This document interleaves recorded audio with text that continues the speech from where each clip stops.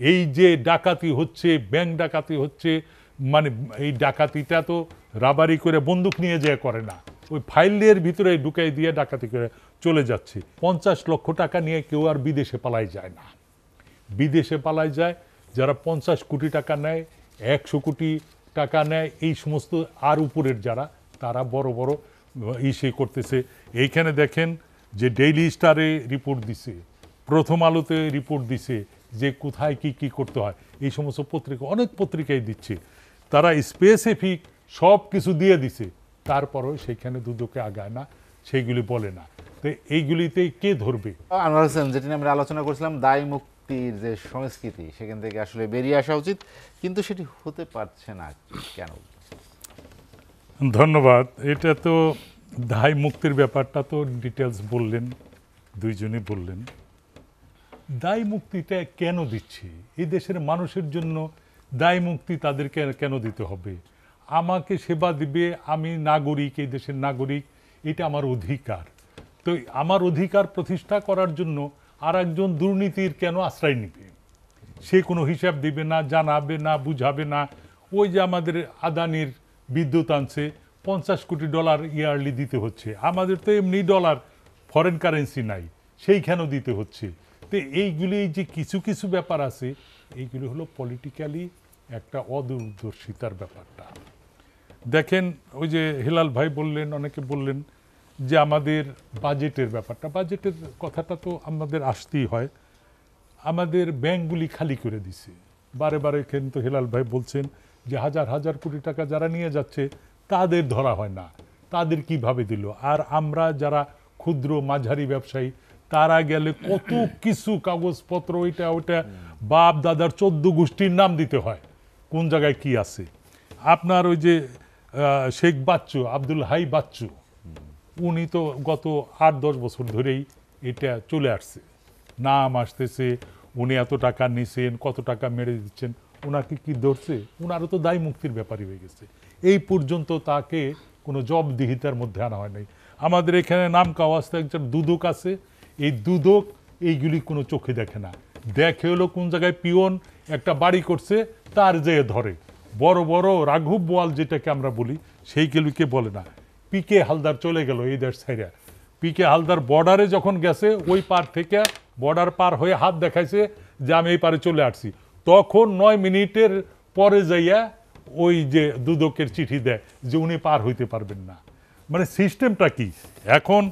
এই যে যে ব্যাংকে থেকে টাকা নষ্ট করলো, টাকা লুটতরাজ করে নিয়ে গেল, ব্যাংকের লোকেরাই তো দিছে।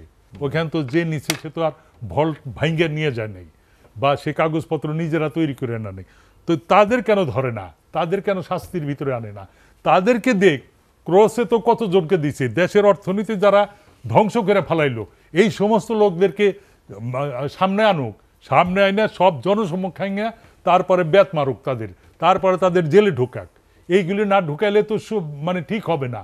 এখন আপনি ওই সমস্ত লোকরাই যারা এই টাকা লুট করার সুযোগ তৈরি করে দিছে, আবার দেখা যায় যে তারাও এখানে শেয়ার পাইছে, পার্সেন্টেজ পাইছে, এখন তারা এই 15% দিয়ে তারা হোয়াইট হবে, এইরকম করবে। আর যেগুলি আরও আরও বড় গুলি আছে, আমরাও ধারণা করি, আমরা যেহেতু বিজনেস করে মানুষের সাথে চলি, দীর্ঘদিন আমাদের অভিজ্ঞতা বলছি যে এই যে 15% টাকা দিয়া যেগুলি ডেঞ্জারাস, সেইগুলি এইখানে টাকা হোয়াইট করবে না, তার থেকে বাইরে পাঠাই দেওয়া তাদের জন্য অনেক নিরাপদ, অনেক ভালো, এই রকম অবস্থা হবে।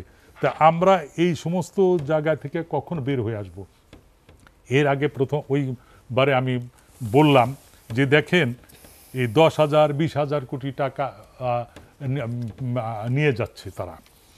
এই যে যে এতগুলি টাকা নিল, যদি 50 লাখ টাকারও এসএমই খাতে এই সমস্ত দিত, তাহলে ওরা এই দেশের অর্থনীতিটা অনেক চাঙ্গা করে ফেলত। 50 লক্ষ টাকা নিয়ে কেউ আর বিদেশে পালাই যায় না। বিদেশে পালাই যায় যারা 50 কোটি টাকা নেয়, 100 কোটি টাকা নেয়, এই সমস্ত আর উপরের যারা, তারা বড় বড় ইসে করতেছে।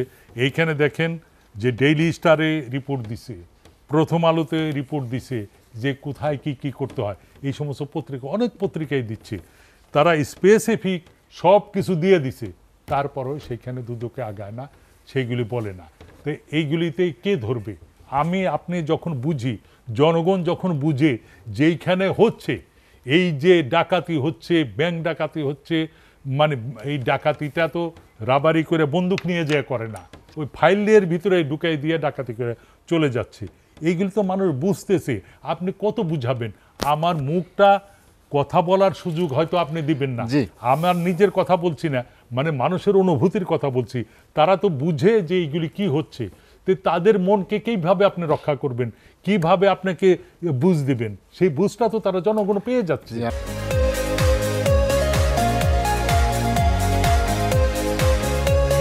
সময় নিয়ে আলোচনা শেষ করতে চাই। আনোয়ার হোসেন, আলোচনার শেষ দিকে চলে এসেছি।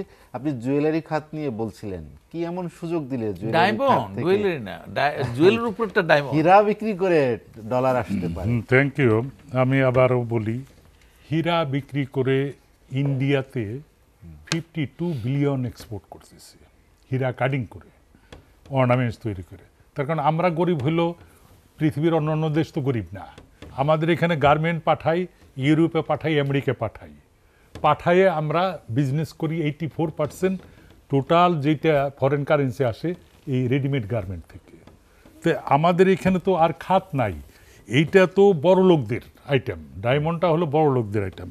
রাফ ডায়মন্ড যেটাকে বলা হয়, আনকাট ডায়মন্ড, এইটাকে যদি ইন্ডিয়ার মতো 5% ডিউটি করতো, আমাদের প্রপোজাল ছিল, তাহলে একটা খাত তো তৈরি হইতো, এই সেক্টর তো হইতো। তার কারণ আমাদের কারিগররা বিশ্বব্যাপী সমাদৃত। ওয়ার্ল্ড গোল্ড কাউন্সিলের স্ট্যাটিস্টিক্সই দেখা যায় 80% বাঙালি হলো যারা হাতে কাজ করে হোল ওয়ার্ল্ডে। এই 80% বাঙালিদের নিয়ে ইন্ডিয়া এক্সপোর্ট করতেছে। তাহলে আমরা একটা খাত, যেহেতু এটা সম্ভাবনাময় বিরাট খাত আছে, এই খাতটাকে আমরা অবহেলা কেন করলাম? আর এইটা তো মিস ইউজ হওয়ার কোনো স্কোপ নাই। সেটা বারে বারে বলছি যে অন্তত এইগুলিতে যদি দিত। এবং আমরা গত সপ্তাহে 3-4 দিন আগে প্রেস কনফারেন্স করছি, 91,000 crore টাকা এই দেশ থেকে পাচার হয়ে যাচ্ছে শুধুমাত্র এই জুয়েলারি সেক্টর থেকে। জুয়েলারি সেক্টর থেকে আমরা পরিসংখ্যান দিয়ে দেখিয়ে দিয়েছি। তাহলে এইটা তো মানে মানি লন্ডারিং হইতো না। তো আমাদের এইখানে সেই সুযোগটা দিচ্ছে না। তো দেখা যাচ্ছে যে এইখানে ডিলার তৈরি হয়েছে, ডিলারদের লাইসেন্স দিছে, ওই ডিলাররা যেগুলি আনে লোকাল মার্কেটের থেকে ওই ডিলারদের দাম বেশি পড়ে যায়। তো এখন এক্সপোর্ট করতে গেলে যেইটাই হোক, যে কোনো বিজনেসই কম দামে কিনে বেশি দামে বিক্রি করা হলো বিজনেস। বেশি দামে কিনে কম দামে বিক্রি করা তো বিজনেস না। আমার যে বিশ্ববাজারের দাম হলো কম, আমার এইখানে গোল্ড আনলে আমার এখানে পরে বেশি, স্মাগলিং হয়ে আসতেছে, হিউজ স্মাগলিং। কারা করতেছে স্মাগলিং বলেন তো? এই যে কেরিয়ার ধরা পড়ে, দেখেন কোন জায়গায় বম ঠম কি আছে, পুলিশে যে বাড়ি ঘিরে ফেলাইছে, সব তথ্য বাইর করে ফেলাইছে। আর একজন কেরিয়ার আছে, তার কে দিল, কে কি করলো, কোথায় থেকে দিল, এইগুলি ধরা পড়ে না।